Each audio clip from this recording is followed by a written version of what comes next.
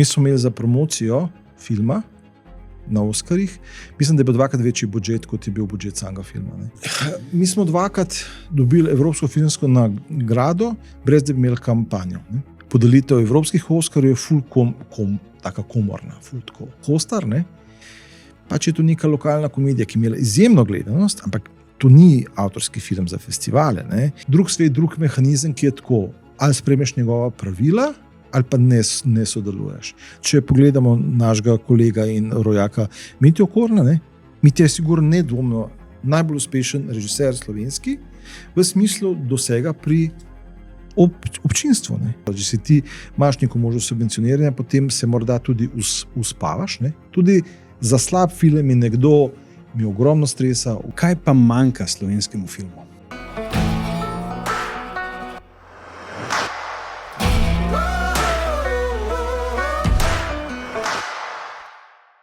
Pozdravljeni v novi epizodi podcasta Bika za roge. Tokrat ni samo nov gost, ampak je tudi novo vprašanje. In sicer z mojim gostom Boštjanom Vircem bo odgovarjala na vprašanje, kateri film je najboljši vseh časov. Boštjan, pozdravljen. Ja, živijo vsem, pa hvala lepa za to povabilo. Ja, Boštjan, ti si se mi zdel najboljši kandidat za odgovarjanje na to vprašanje, zaradi tega, ker je za tabo zelo uspešno leto. Da najprej predstavim vse, kaj ti si, potem pa še greva na uspehe.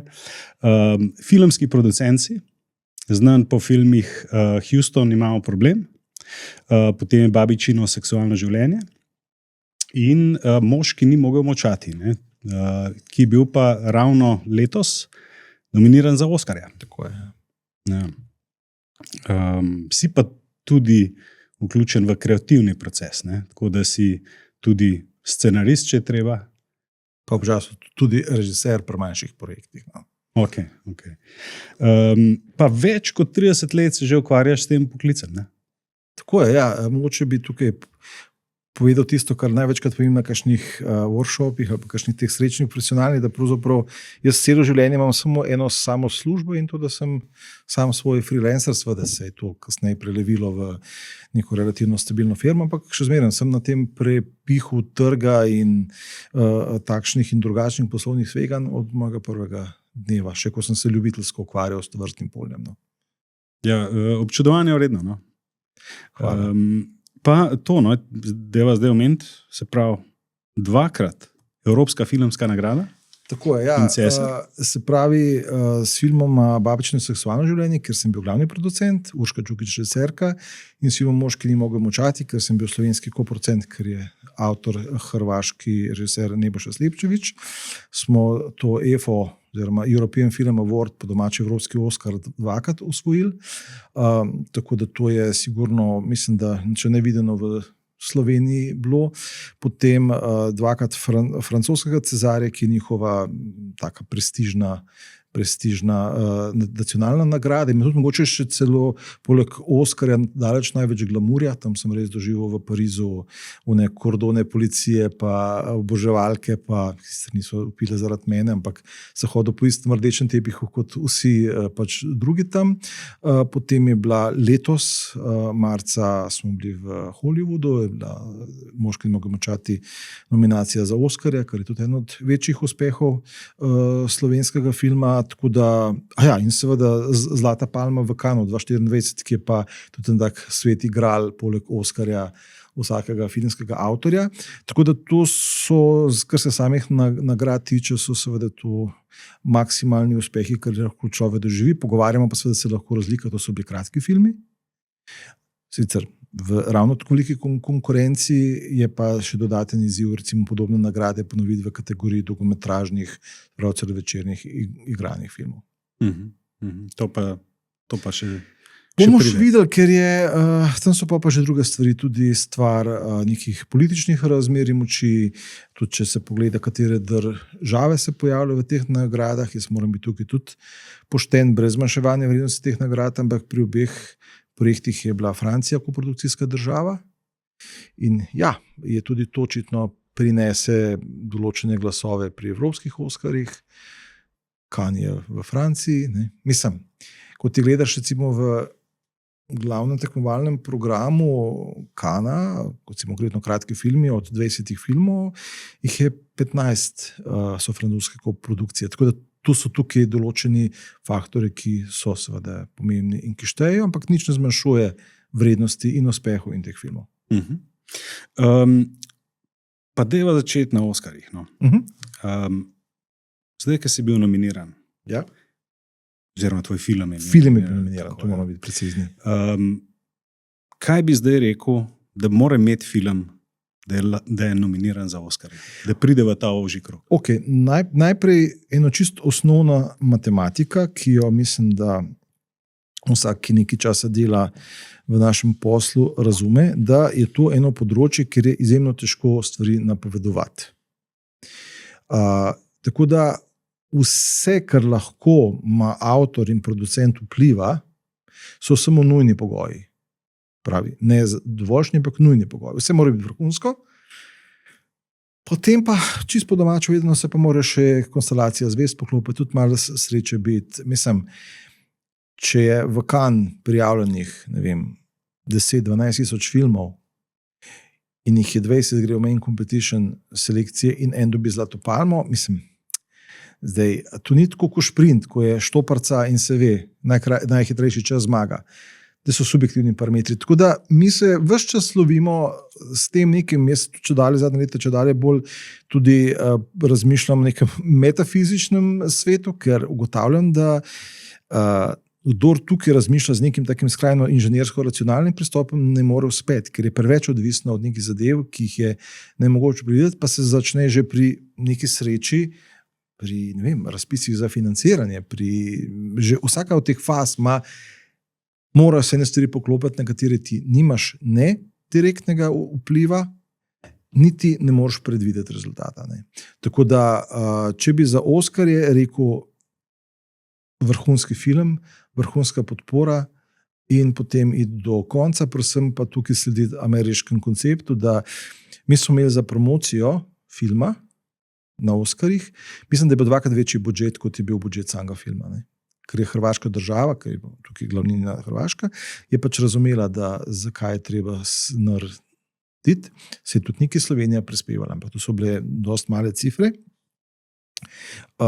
Tako da je tukaj nemogoče najti nek recept in tudi govoriti o ponovljivosti. Mislim, jaz, ko sem 22, ko smo dobili Evropsko filmsko nagrado za film Urške Đukić in pač Emily Pižart, korežiserke, sem rekel, to je once in a lifetime in potem čez eno leto, oziroma čez 2 leti, spet. Ne. In potem zdaj že vem, ko pridejo vabila, ko pride sedežni red, že kar znam napovedati po sedežnem redu, kdo bo dobil in kdo ne, zato ker se je zaenkrat pokazalo, da vse ekipe, ki so posedene, tako da grejo lahko na oder, brez da se morajo gužvati čez ostalih 20 ljudi.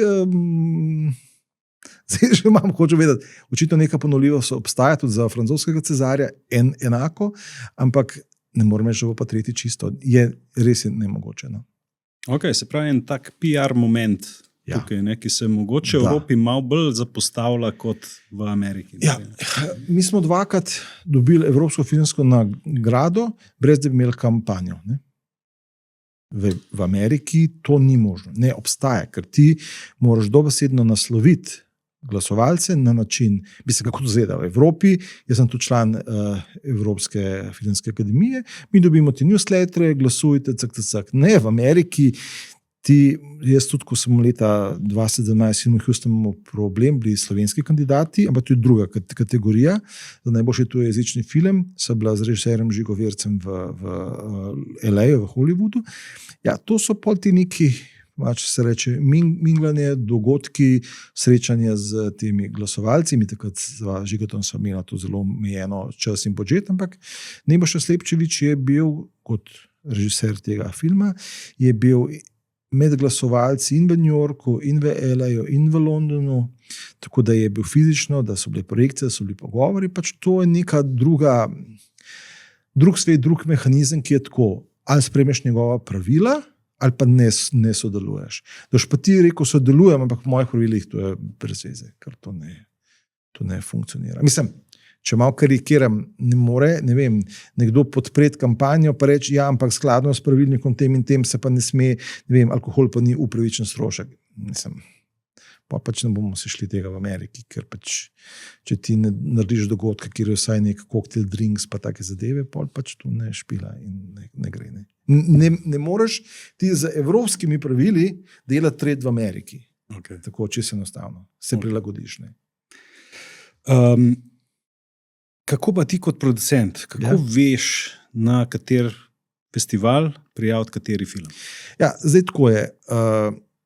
Vsi seveda tudi ko se te strategije pišejo za financiranje, vsi bi šli, ne vem, Cannes, Berlin in par teh imen.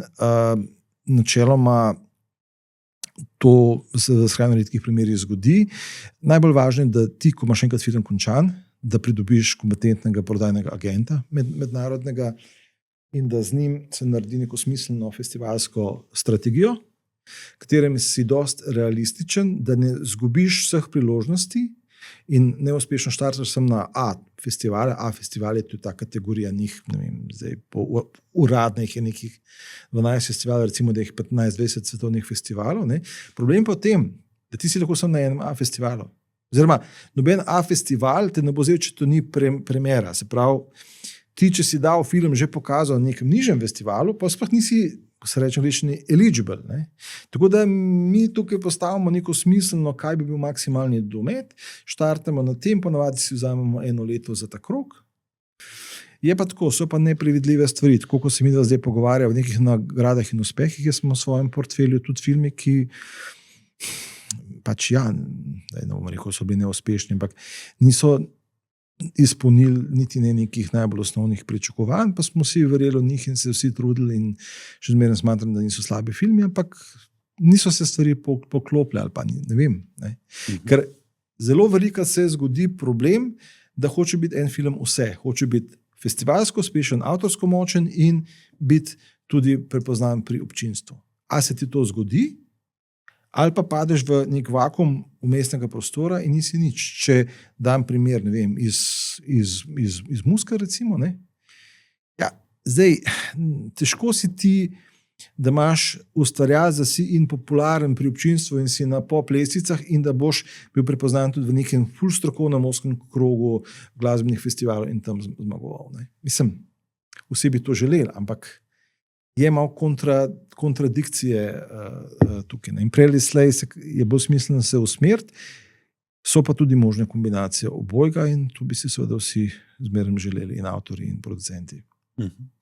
Pa je kakšen primer tukaj, ki bi ga izpostavil, recimo, da je tak, da je uspešen bil na festivalih? Mislim, ja, jaz če dam na nekem mikronivoju, recimo moje lastne produkcije, Film Houston imamo problem, je bil tak, ki je bil precej uspešen na festivalih, bil je tudi kandidat, se pravi ne nominiran, tudi neki drugega, kandidat Slovenije za najboljšega tujejezičnega filma za Oskarje.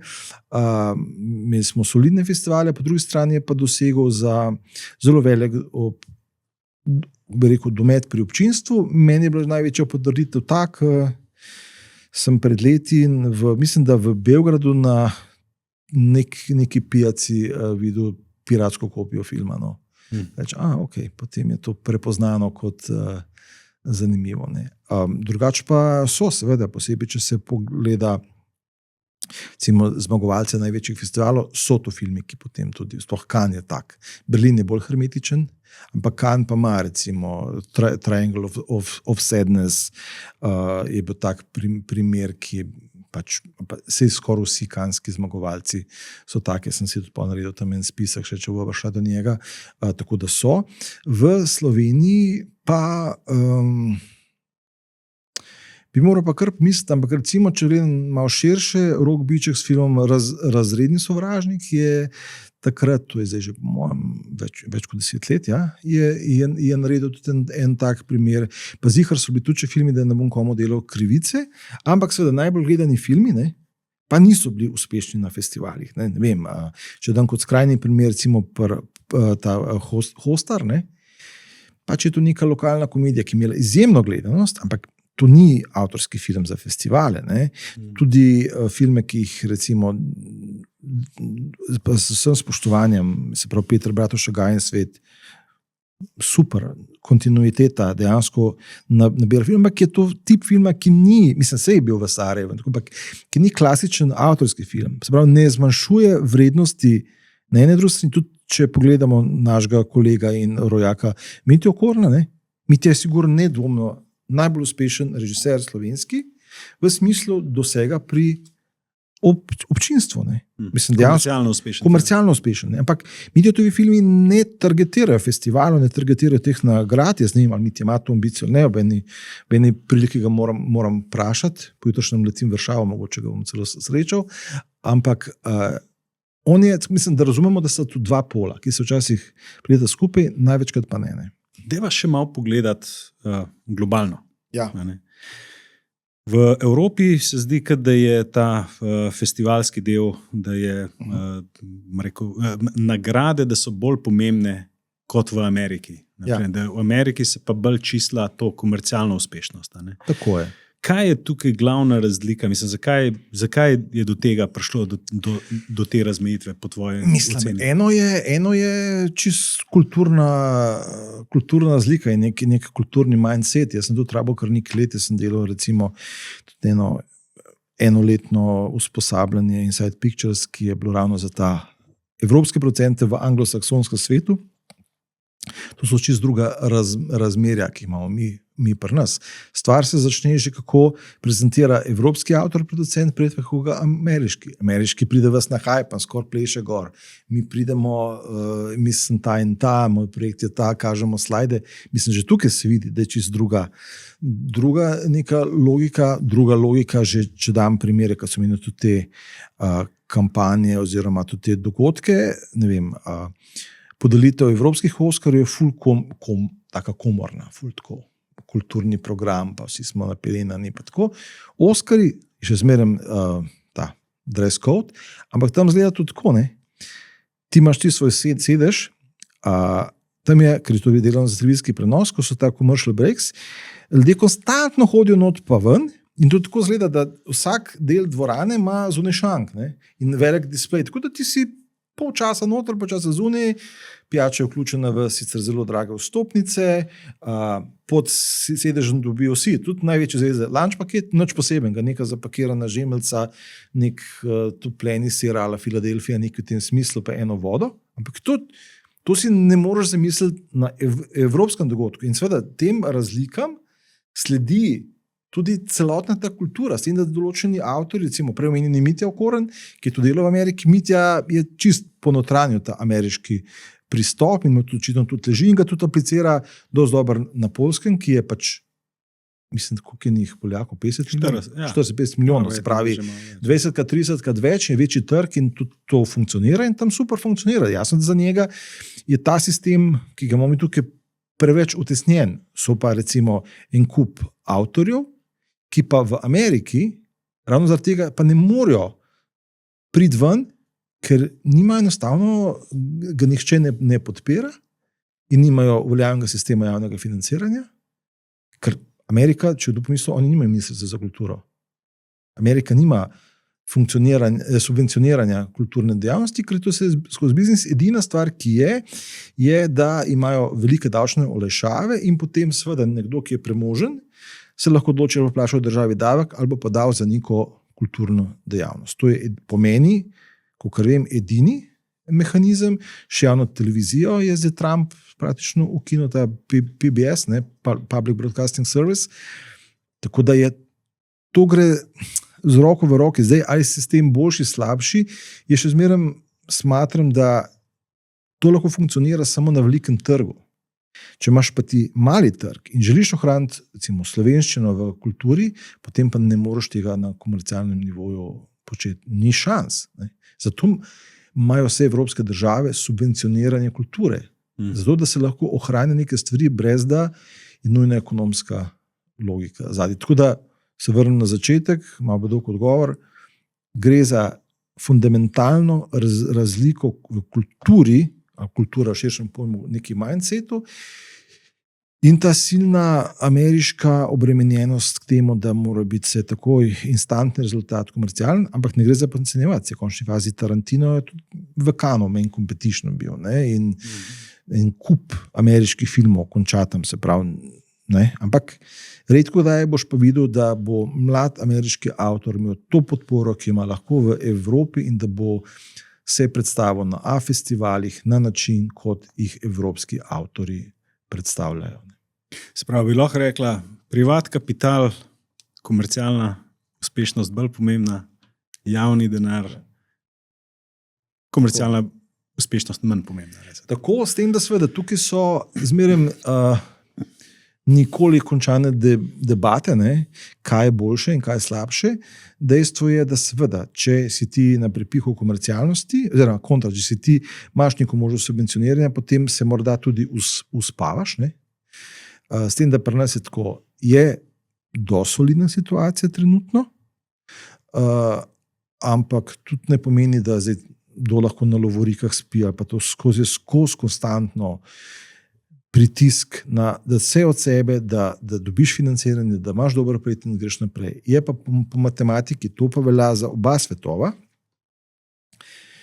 da ni recepta, da bi bil vsak film uspešen. Se pravi, tudi hollywoodski studiji točno vejo, da na vsakih, ne vem, zelo vidi za besedo, mislim, da je razmerje tam, ko bi rekel, od 10 filmov en je uspešen in pokrije izgubo ostalih 9, ker ne obstaja recept, ali pa recimo 1:5, ampak ne obstaja recept, da bi bili vsi uspešni, velja tudi za subvencije.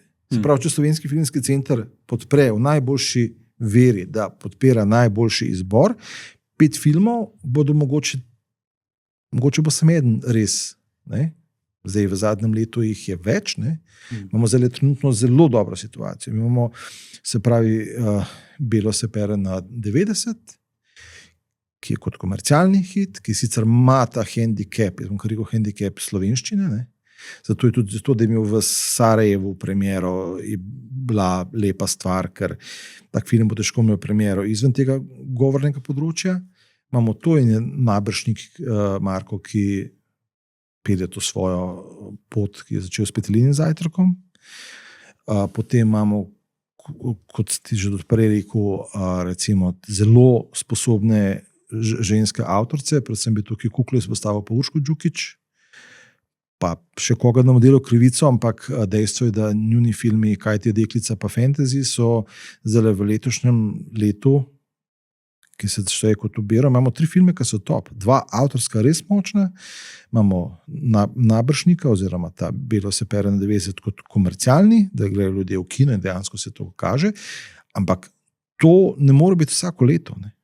Ni šans. Mislim, ker ti ne obstaja recept in to nekoga, ki ni filmar in ko začneš operirati s ciframi, reče pa to je tako fulenga metanja denarja stran. Ja, ampak ne obstaja recept drugačni. Te bom pa takole vprašal, kaj pa manjka slovenskemu filmu? Pravi, da je situacija dobra, ampak mislim, zdaj tako. Kaj bi moglo biti, da bi bilo lahko boljše? Ja, vedno bi bilo lahko več denarja, to ne. Imamo tudi kolega tam, ki dela na filmski seti, tudi on bi si želel imeti višjo dnevno postavko, normalno, ne. Ampak jaz mislim, da za enkrat mislim, da je stvar, da smo glede na celoten, predvsem bi znalo, se pravi, da bi slovensko javno financiranje načeloma financira filme v slovenščini.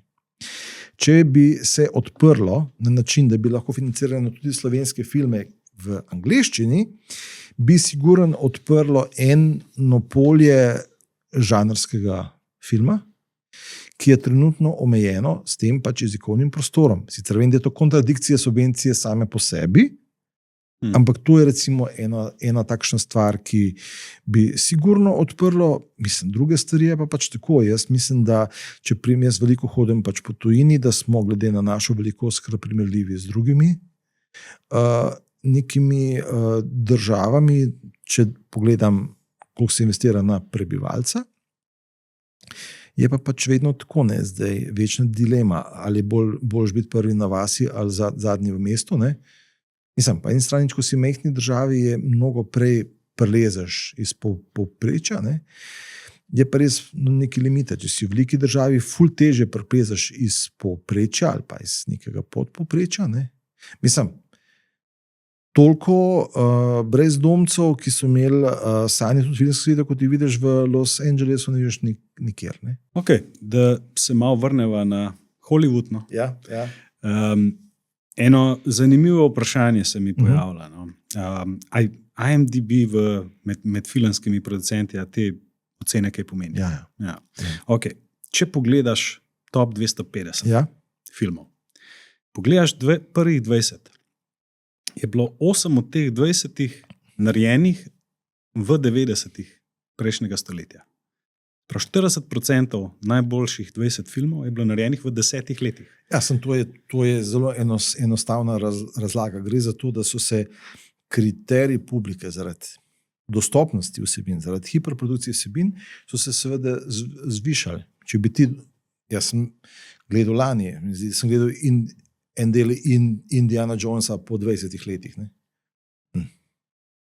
Mislim, po eni strani je ful nekih napak zdaj vidim, ful je tako, mislim, hočem reči, da je ful šlo gor ta, s tem rečem, da si na prepihu. Vsak film je bolj na prepihu, kot je bil včasih. Ne?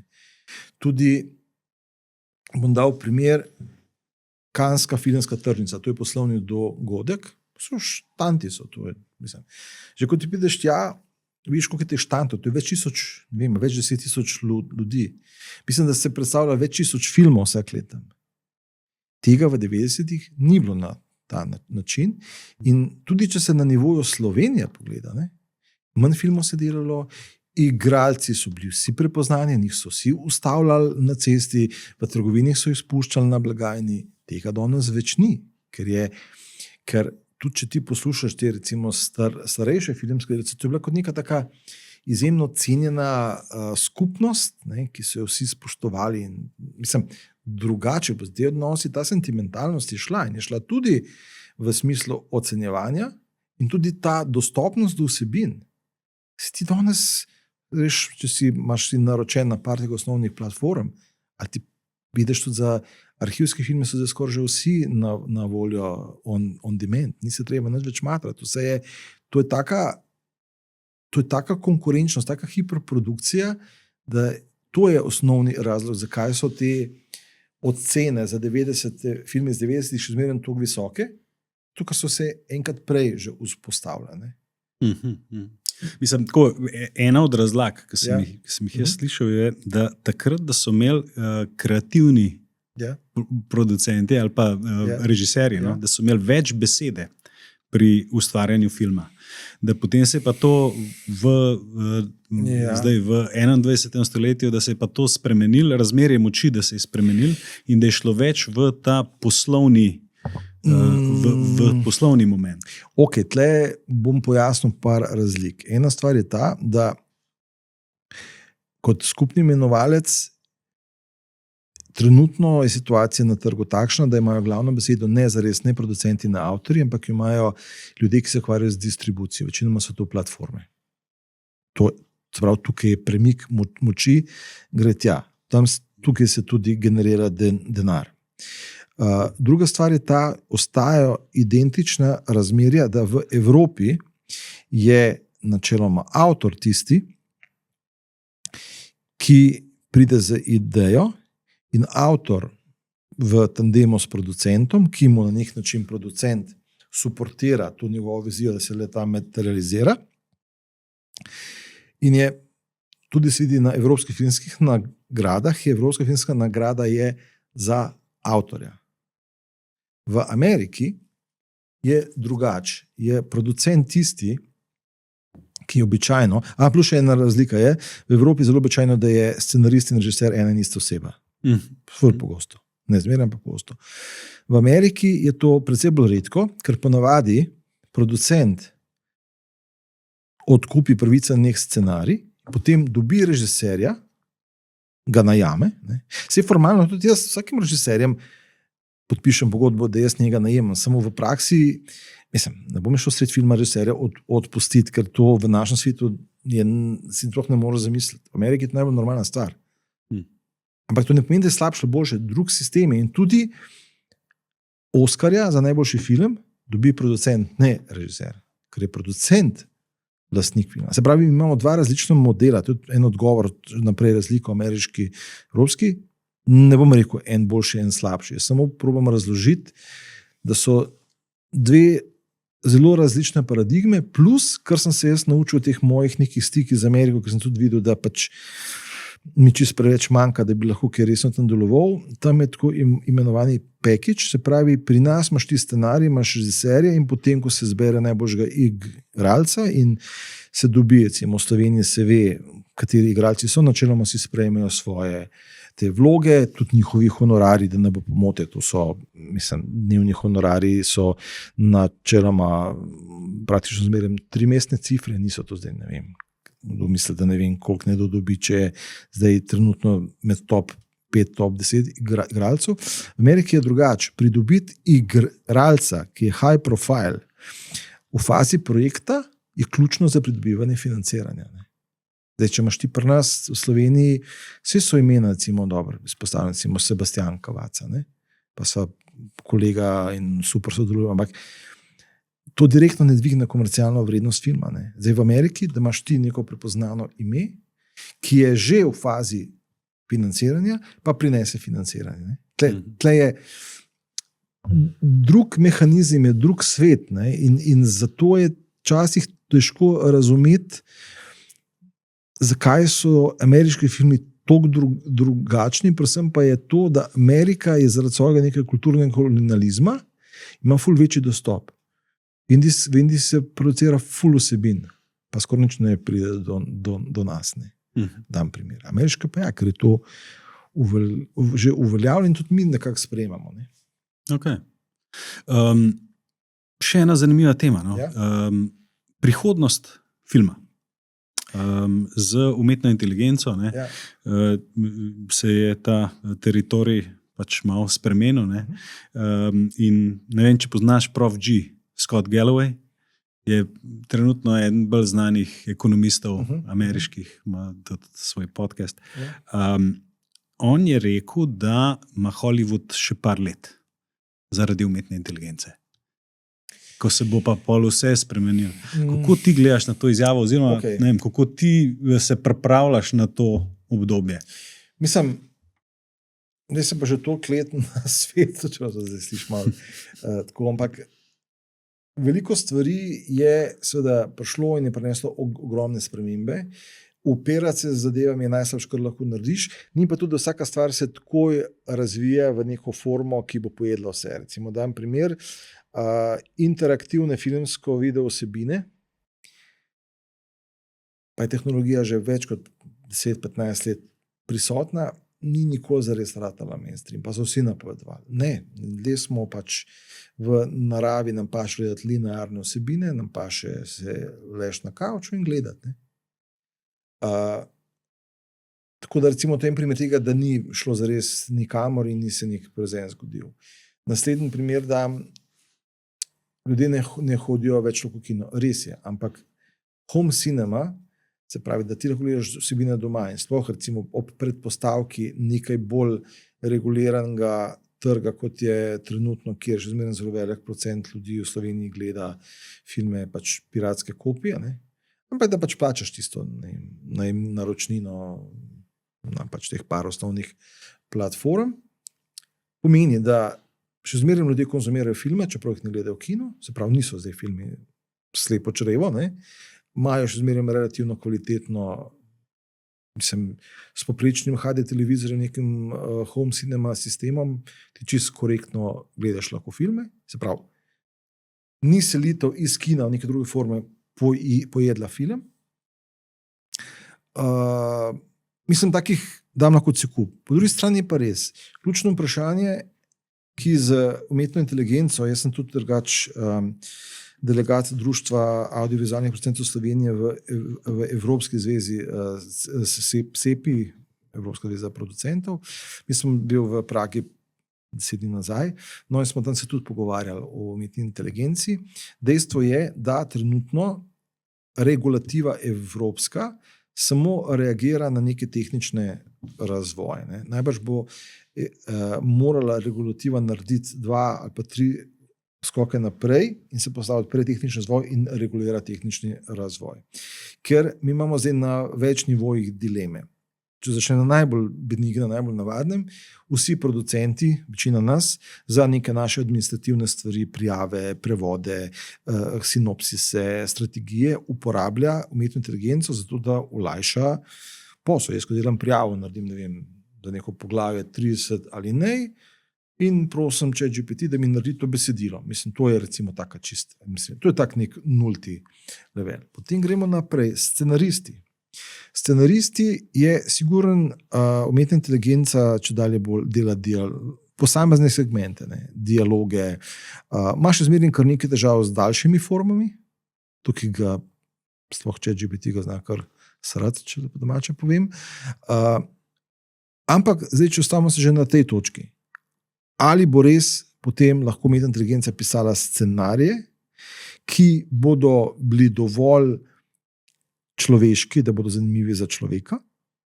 Pojavlja se tukaj pravno vprašanje intelektualne lastnine, ker ne gre pozabiti na stvar, da se umetna inteligenca se uči na človeških avtorskih delih. Zdaj, če regulativa enkrat to pipco zapre, ni več neomejena, tako da imamo ta drugi segment, prav prvi in drugi ni sploh sporno, to se razvija in naprej. Zdaj, tretji segment, nadomestitev fizične produkcije, nimamo več snemanja, vse generira ChatGPT, moramo pa zdaj videti, kaj bo to v praksi dejansko pomenilo. Sigurno nek korak naprej bo, mi imamo zdaj že te tudi kaste, se pravi igralce, ki so praktično umetni. To pa je seveda nekaj, kar nihče nima čez pravega odgovora, ampak imam en občutek, da en del človeškega momenta v taki pa drugi obliki se bo ohranilo. Ne gre pa za, seveda jaz nisem tle prerok, ampak vem pa, da določene recimo, ne vem, sploh prevajalci, prevajalci so po mojem z umetno inteligenco res ogromno izgubili, ker so bolj kot ne postali v vlogi lektorja in stilskega urejevalca prevoda. Ampak, a misliš, tako, v eni od preteklih epizod, sva se, mislim, da z Danom Podjedom pogovarjala o tem, da naprimer šport, da je ena taka stvar, ki bo verjetno ostala. Vedno nas bo zanimalo, kdo je najhitrejši človek, naprimer. A misliš, da je kaj podobnega tudi velja za filmsko industrijo, da ne glede na to, kaj bo AI naredil, kakšen film, nas bo še zmeraj zanimalo, kakšen film je sproduciral Boštjan Virc. Tako je, dokumentarci so tle še najbolj, bom rekel, varni, ker zahtevajo, dokumentarci po definiciji, ti kot gledalec zahtevaš to avtentičnost. Se pravi, zaenkrat so oni najbolj na udaru so zares animirani filmi, se že zdaj praktično producirajo, fizična produkcija je na nekem računalniškem procesu.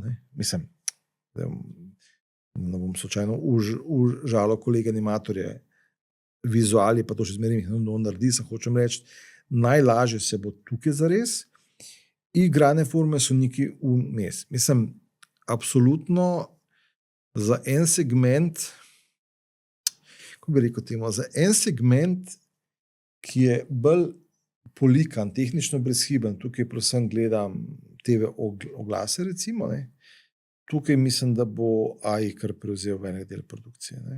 Zdaj, pri avtorskih vsebinah pa iskreno ne vem, ker tu se je razširil vse in na muziko, in na književnost, vse.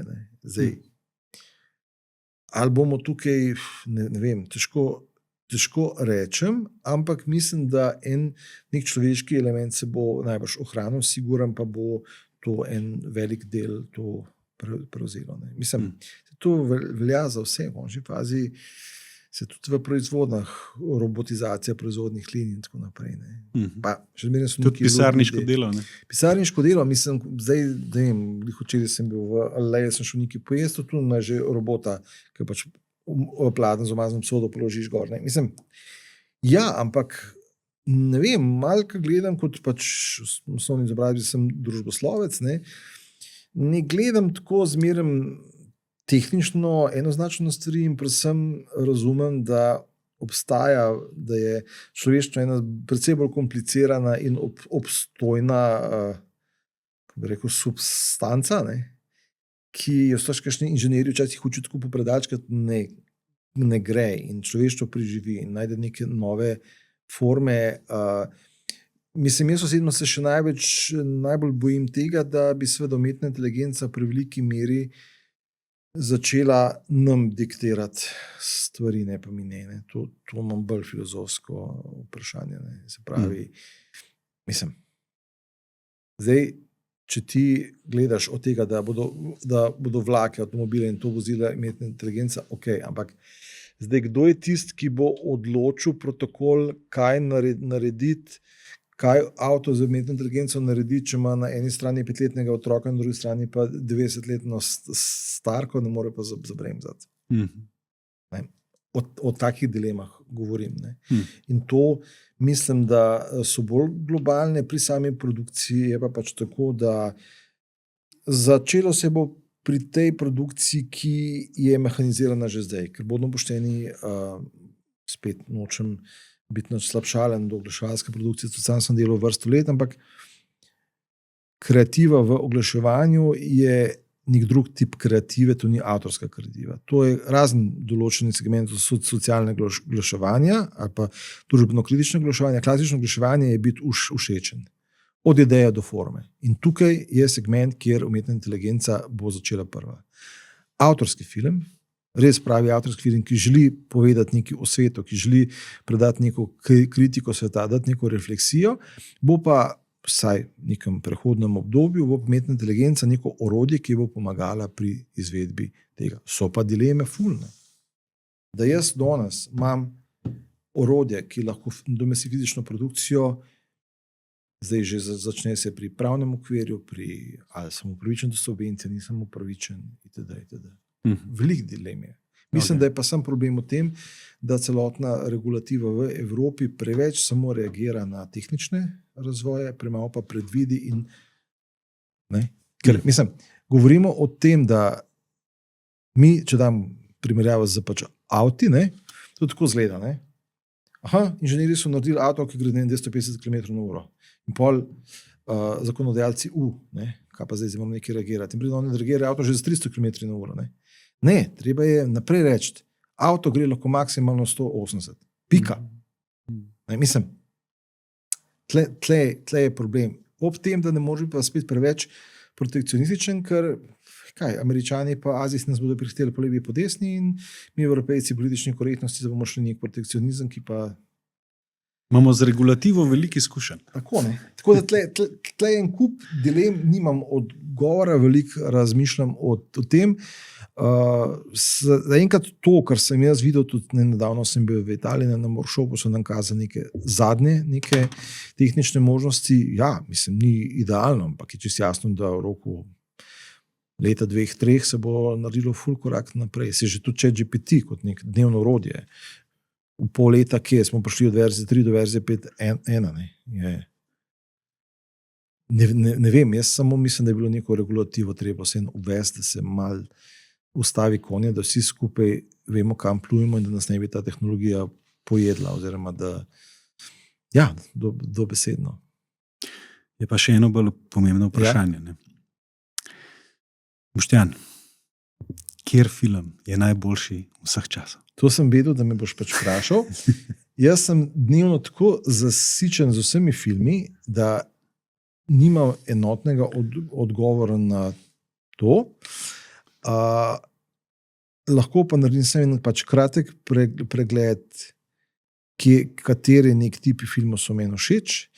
Meni so strašansko všeč filmi, ki imajo neko noto absurda. Od takih malo bolj art house, tukaj v zadnjem času, nemški film Toni Erdmann, irski film Duša toka, ki je bil tudi na Lifu v Ljubljani, do večina filmov bolj slavnega hollywoodskega Tarantina. Recimo Tarantino je en avtor, ki meni s tem absurdom strašansko blizu. Malo so zanemarila forma serij, ki je nekako ta film, kar dosti veliki meri neko simbiozo ima. Tako da tle recimo sem naredil tudi par stvari. Je bilo v zadnjem času par serij, ki so mene pustile tako. So se mi res dotaknile, angleška serija Adolescenca, ki res reflektira te naše družbene odnose ful močno in ker z njo vsaka epizoda je en kader in se dogaja v realnem času, kar je meni genialno. Potem že klasika Handmaid's Tale, ki sem si ga pač pogledal po parih letih, potem ko je šla, pa sem vse sezone pogledal praktično na duše, ker mi je tudi res, se mi je emocionalno dotaknilo, ker reflektira neke odnose, ki zdaj prihajajo v Ameriki, tudi delno v Evropi. To, potem pa še zmeraj, jaz mislim, da festival je kot je Cannes, tisto, kar dobi zlato palmo, je običajno kar en tak sweet spot med avtorsko močjo, radikalnostjo in med neko komercialno uspešnostjo. Canneski festival. Canneski festival, recimo Parazit, korejski film, je tak Triangle of Sadness, potem je bil Shoplifters japonski. Tukaj imamo eno anekdoto in to je ta, da sem bila z režiserjem Žigo Vercem, sva šla takrat z enega filma na drug, v glavnem. Jaz pač nisem uspel iti med obima filmoma na WC in kao grem na te Shoplifterse. In jaz, film traja. Azijski film imajo pa to dramaturgijo, da se na koncu razplete. Ne? Veš, ti film nekaj ne veš, gledaš in pol dobiš razodetje. Ne? In jaz sem rekel, dober, ta film, ne vem, niti dober, zakaj grem jaz na WC, ne? 10 minut pred koncem filma in 10 minut pred koncem filma se vse ključno razodene in film dobi zlato palmo. Ne? A jaz sem ključne stvari spregledal, ker sem pač na WC, ker nisem mogel več zdržati, ker v Cannesu je za te filme čas res gužva in to je iz enega filma na drugega, pa različne so kinodvorane in to je še kar divje.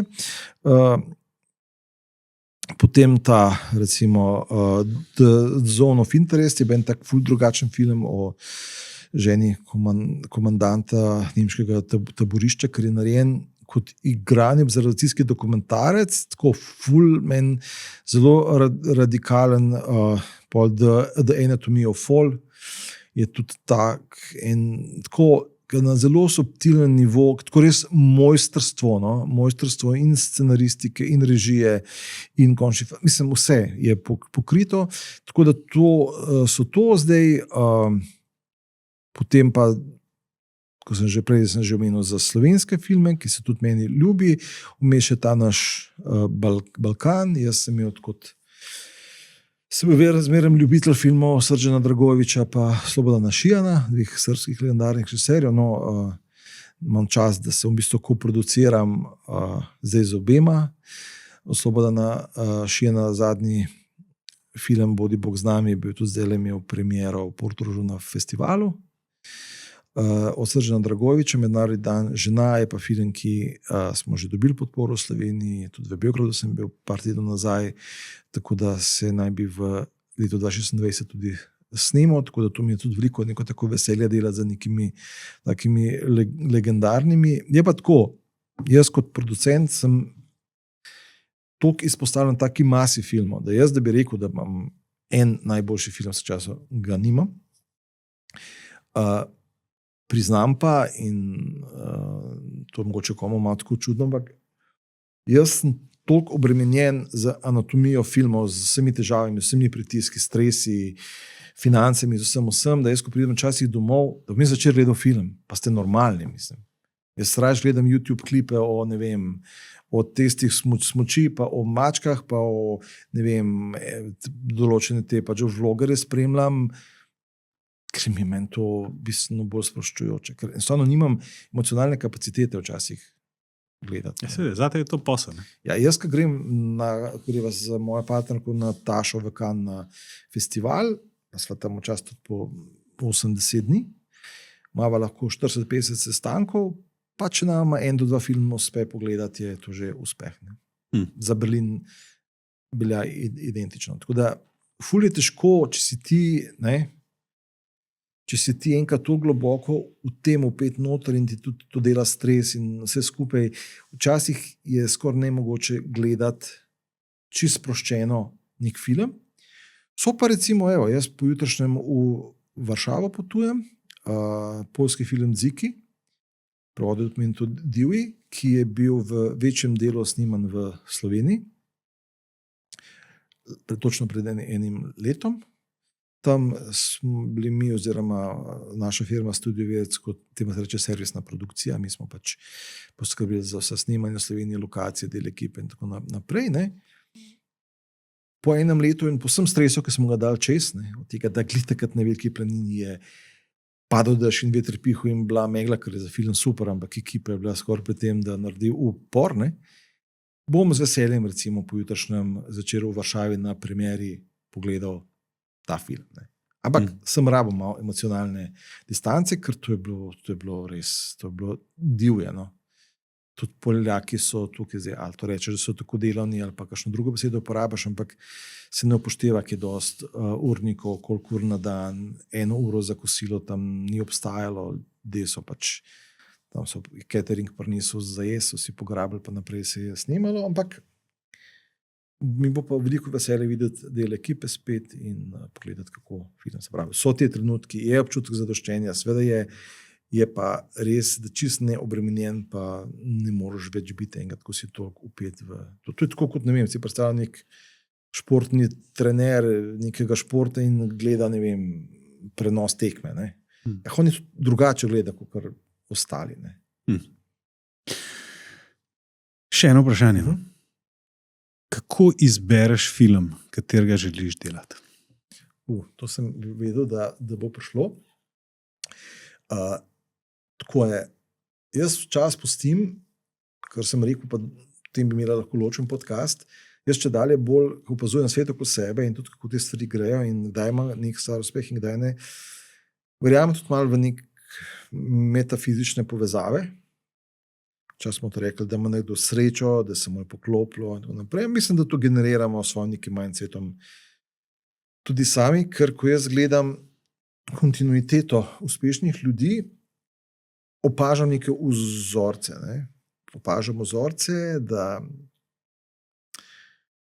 ko bi rekel, da ljudje s svojimi načinom funkcioniranja in razmišljanja vpliva na svoje okolje, na manifestacije dogodkov, za katerega bi se rekel, da niso v direktni povezavi. Pač eni so uspešni, eni pa niso. Jaz ne vem, zakaj se to zgodi, ampak bi rekel, da izhaja iz njihovega notranjega neka sveta. In zdaj, če to privedem v pač film in nove ideje, ki jaz tudi presojam na nekem čist velika, tudi nekem takem energetskem nivoju. Ali me ena stvar potegne, ali me ne.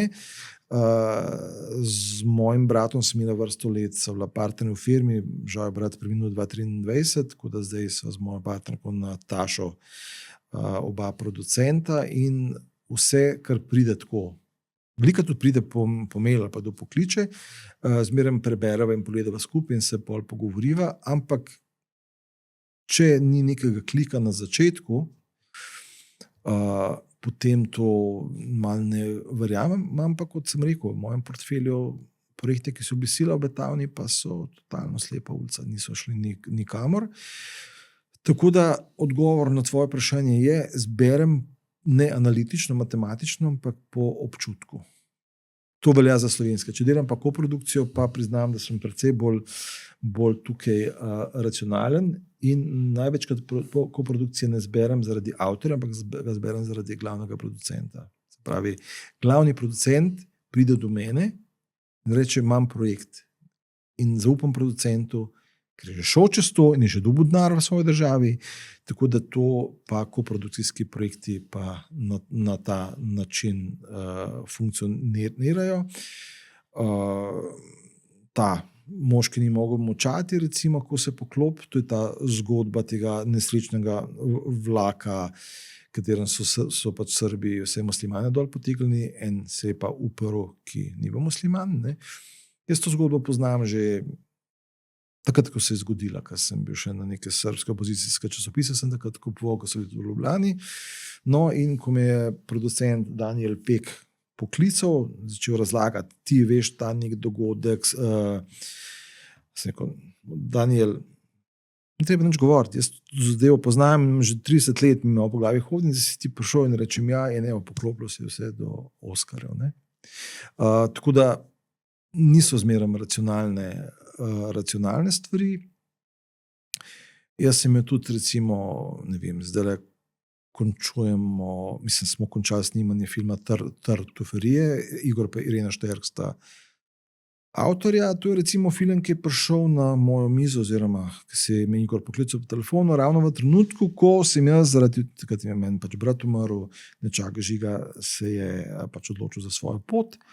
Jaz mislim, da je to bilo, ne vem, dan ali dva po tistem, ko smo imeli mal radikalni sprememb v firmi, me je Igor poklical, projekt je posnet, tudi z največjim budžetom, tako za Igorja kot za nas kot producente. Včasih postiš malo tudi stvari, da se same zgodijo in da se poklopijo, ker delati z neko logiko, spet brez slabšalnih meni, s to neko skrajno racionalno, inženirsko, tehnično, bančno, če hočeš, excelovsko, ne gre, če hočeš imeti top rezultate. A to govoriva nasploh v življenju ali govoriš v filmu? Jaz to zadnjih 10 let plus apliciram nasploh v življenju. Imam še zmeraj silni rešpekt do tega, kaj pokaže Excel, in to upoštevam. Jaz mislim, da ne delajo formule, ampak žal delajo. Ampak če dalje bolj probam voditi posel po neki intuiciji, po nekem občutku, pa še ena stvar ful pomembna.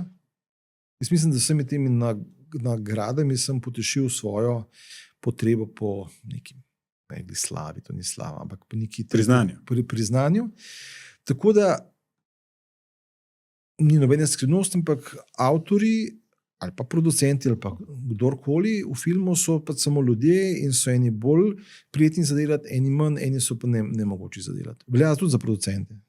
Če bi tle sedel režiser, lahko isto reče za producente. Meni se več z ljudmi, ki bi meni povzročali strašen stres, se mi ne da več delati. Nimam potrebe. Raj spustim kakšen projekt, če vem, da bo to pain in the ass, tako če po domače povem. Okay. Neko svobodo si dobil s tem. Neko svobodo sem dobil s tem in v tem, da pač sledim predvsem, tako se reče, mogoče dobro počutje preveč na porožogo. Ta neki angliščini je to well-being, se pravi, da nisi obremenjen, predvsem ne verjamem več na koncept naših prednikov, še moje družine, katoliške cerkve in tako, Kramp, lopata, pa rudnik, pa garat, pa to ni v korelaciji, pika. Mislim, ne kupam več tega. Imam še težave, ker mi še zmeraj se mi čiti, da sem alkoholik, ampak tega ne kupam več. In vidim, da največji uspehi so se zgodili ravno takrat, ko so se neke stvari poklopile, ko si jim pustil, da se poklopijo. Ne pa, da tiščiš na silo. Ne vem, pač delam filme, ampak stavim še v drugih stvarih je tako, tudi v poslu, ti, ki so sploh mogoče nekam ali prodajniki, pa to investitorji. Se jim mora poklopiti srečo, priložnost tam, hop, malo riskiram. Je zelo podobno. V investicijskem svetu, pač tudi ena od diplom moja, tudi ekonomija, v investicijskem svetu tudi nisem gola matematika. Ne more biti. Gola matematika je lahko do neke stopnje donosnosti. Da više stopnje donosnosti paš pa tvegati. Tveganje je pa kaj? Je pa intuicija. In to verjamem, da je tudi v filmu tako, in ko sem začel razmišljati na ta način, so se mi tudi te nagrade začele, čeprav mi, ne pomoteš, zmeraj upravljamo zelo veliko, bom rekel, nekega dnevnega dela. Mi smo lani producirali serijo Poklicani za RTV Slovenija, to je bilo 8 epizod, finančno sicer ni bilo bog ve kaj, ampak pač šli smo nek minus, pustimo, to se zgodi. Zdaj sodelujemo pri seriji Trezor tudi za RTV Slovenija, tako da delamo, tudi še zmeraj delamo tudi določene komercialne projekte, tako da to, kar plačuje račune, ne plačujejo samo metafizika in intuicija, ampak jo plačuje še zmeraj čist resno dnevno delo, ampak na nekem nivoju odločanja pa če dalje bolj verjamem. Ker jaz sem tudi, recimo, dam primer, kaj je realnost. Mi smo imeli letos poleti, smo imeli konkretno finančno luknjo na tem igranem filmu Igorja in Irene Šterk, ki je bila v vrednosti enega stanovanja, pa si lahko bližno predstavljaš. Čakali smo še rezultate v Grčiji, kje je bilo, v Grčiji, v Italiji, na Črni gori. In jaz sem se odločil, da da smo se stavili, da vzamem kredit in zastavim svoje stanovanje. Tako, in pol Črna gora nismo dobili. Pol je prišel, Italijani so ful čakali z rezultati, en let, trajal proces. Glavnem, bil je ponedeljek, letos poleti. Dopoldne je prišla informacija, da nismo Grčije dobili. Če ne dobimo, kaj bomo ob stanovanje, ne? Potem pride Italija, popoldne so rezultati. Smo dobili podporo, glih v vrednosti stanovanja, glih to, kot je manjkalo, in zdaj se vse išlo. Ampak, a veš, koliko je to kontra vsem ekonomski neki politiki, analitiki bančni bi verjetno infarkt ob takih, ne? Ampak to je tisto, nekako sem čutil in verjel, da se bodo stvari poklopili. Mogoče se ne bi se zdaj toliko po glavi in bi sto brez stanovanja, ampak drugače sem slišal podatek, da je producentski poklic, da ima med največ delež kapi. Ja, to duševno zdravje, pa niso sem producenti, moram reči, da vsi, ki so vključeni v ta proces, je zelo velik procent te izgorelosti, ogromno. Jaz vem, glavno, za producente, ki se gibljajo med njimi, ampak ne podcenjujem, posebej pač režiserji, so to podobni. Verjetno spet, ne bom komu delal krivice, so ljudje, ki so na setu kot tehnične ekipe, nekaj manj, ali pa bistveno občutijo tega stresa, ampak še zmeraj ne gre pozabiti, da ko se snema, običajno standard v Sloveniji je 12 ur snemalni dan, prav ne 8 ur, 12. Snima se odvisno, ali je to snemalni teden 6+1, se pravi, da sem en dan frej, ali pa je 5+2, tako da so tukaj veliki pritiski na kogarkoli v filmski ekipi, sploh ljudi, ki imajo, ne vem, otroke, ali pa ki sta oba, recimo, ne. Mislim, predstavljaj si, en film se snema, recimo, ne vem, 6-7 tednov, ne. In je to čisto še nekje, da ni v Ljubljani, recimo, da ljudje ne spijo doma, ampak da so nekje, recimo, zdaj smo snimali v Istri, pa v Italiji, ne, so ljudje stran, to so odsotni po več kot en mesec. In zdaj, če sta oba partnerja tako delata v filmu, izjemno so veliki izzivi, čisti, ja, življenjski otroci in tako naprej. Tako da tukaj ne bi zgolj samo gledal producent, režiser, na celotno, to plusi so prekarci po definiciji, ne. In so stalno tveganje, zmeraj je ta, ali je preveč dela ali pa premalo dela. Nikoli ni glih prav. Ne? Ali je nekdo, ga kličejo s 3 strani, ali je pa 2 meseca doma, pa ne veš, čim bo račune plačal. Tako da ni fajn. No? To pa mislim, da je v več industrijah. Je. Ok, Boštjan, da sva pa še v zadnjem segmentu, Okay. To je segment hitrih vprašanj. No, da vidimo. Se pravi, kaj je tvoja najboljša zgodba iz filmskih festivalov? Prvo zgodba iz filmskih festivalov. Mogoče bom dal zgodba, ki mi je ostala najbolj v spominu, ta moj prvi Cannes. Moj prvi Cannes je bil ta, da sem imel neke želje, ambicije in pa prišel tja in to neka masa enih ljudi, si nekaj pač beđa okoli vratu, noben te ne povoha, gotoviš, da je to, da se čisto zgubiš v tem. Vem, da edino povabilo, ki sem ga dobil, je povabilo na češki parti. Wow, na češki parti, pač ok. V bistvu to mi je bilo eno tako veliko, takrat mi je kar malo potovklo, no. Ko sem jaz spoznal, da hočem, to je bilo pa ni tako dolgo nazaj, to je bilo 2014, 2013, da jaz hočem delovati v nekem svetu, ki te poje, oziroma niti te ne sprejme. Ne. To je bilo recimo najbolj tako vtis. Kasneje, ko se počasi uveljavljaš, niti mislim, so zmeraj, so kakšni zanimivi eventi, srečaš neke zanimive ljudi, kdo kakšno neumnost naredi, dobiš neko priliko. Tega je pač veliko. Ne. Tudi pri Cannesu, recimo konkretno festivali, kot je Cannes, ali pa American Film Market v Santa Moniki je še bolj hierarhiran, je to prav beseda, hierarhičen, da ti, če imaš akreditacijo, si level nič, ne? da si pa ti dobiš dostope na najbolj zaželjene evente, partije, projekte in tako naprej, moraš biti pa level 10, 15, 20 in ti počas skozi ta leta, ne, jaz sem zdaj recimo, ne vem, level 5 od 20, ne, pa imam Zlato palmo. Mislim, da Zlato palmo. Je film, ki sem ga produciral, dobil Zlato palmo. Tako da to je bilo eno ogromno spoznanje, ampak nisem se čez predal. Smo rinili naprej in ja, zdaj, ko pridem s kom v kontakt in rečem, film, ki sem ga produciral, je dobil Zlato palmo. Ne? In to isti festival, ki sem 10+ let nazaj bil, točno se spomnim, da tam je zraven glavne festivalske dvorane, relativno blizu ena pizzerija, tam sem bil na pici, pa vse mi je bilo tako ful drago, tam so ništanti s palačinkami, to vse se v spominu. Ne. To mi je v bistvu najbolj, od vseh festivalov najbolj to ostalo. Ne. S katerim filmskim ustvarjalcem si najbolj želiš ustvarjati? Trenutno,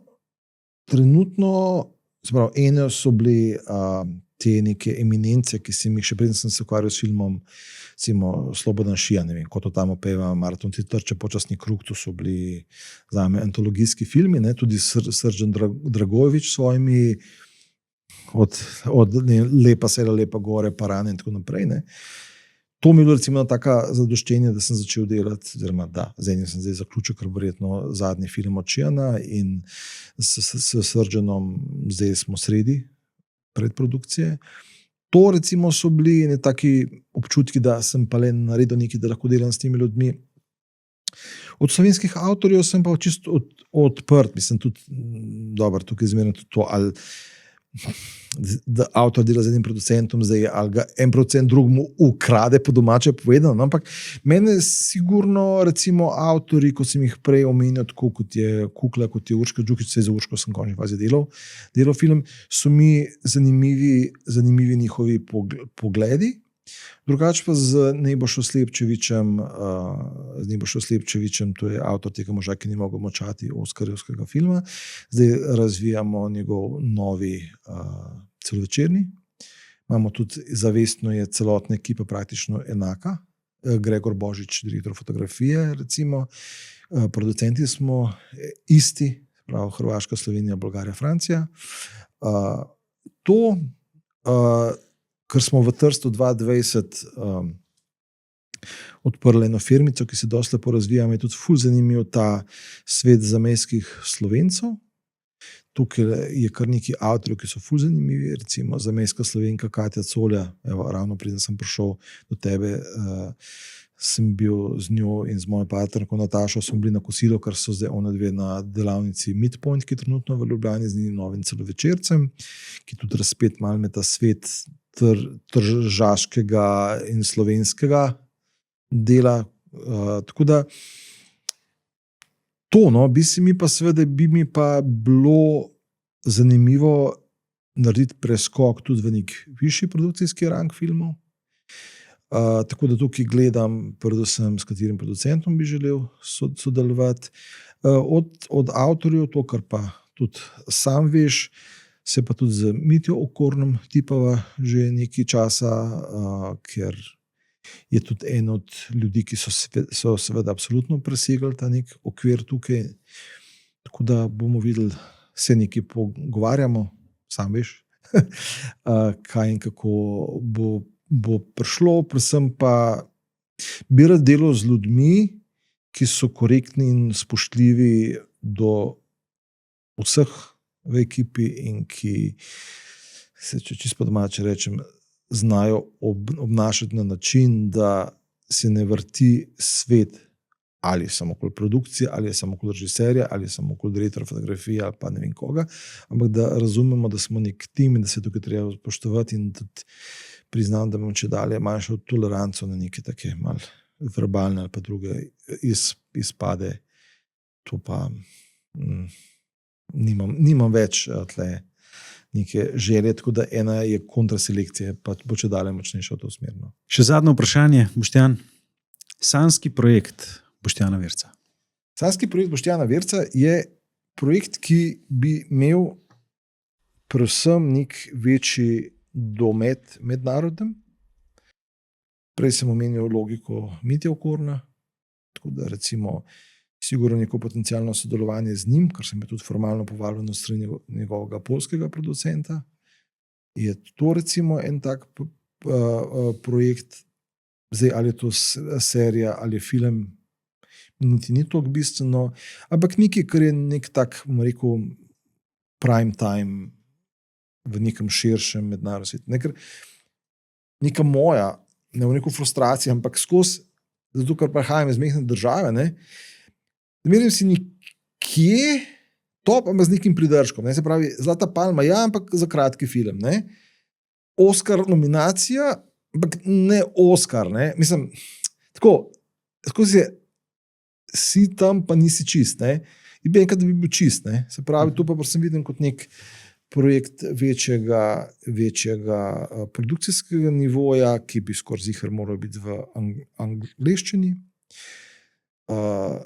In seveda pač to tudi preiti to neko bolečina, ampak omejitev, da smo slovenski producenti pač omejeni z našim financiranjem. Tako recimo zdaj ena serija z novom Burning Desire, ki je formalno v moji lasti, smo jo zdaj prepustili švicarskemu producentu, ki ima bistveno večje možnosti, da jo izvede, seveda za idejo, da bo snimal v Sloveniji, da smo mi koproducenti, ampak spet skozi si, bi rekel, iščeš rešitve kot drugi, ne? Nikoli nisi prvi. Zmeraj mi je, in to imam ta nek naslednji cilj v poslovnem nekem razvoju, da pač, da se osvobodiš, da se obudim enkrat mogoče malo teh okvirjev, ki jih vse te stvari postavljajo nam. Ne?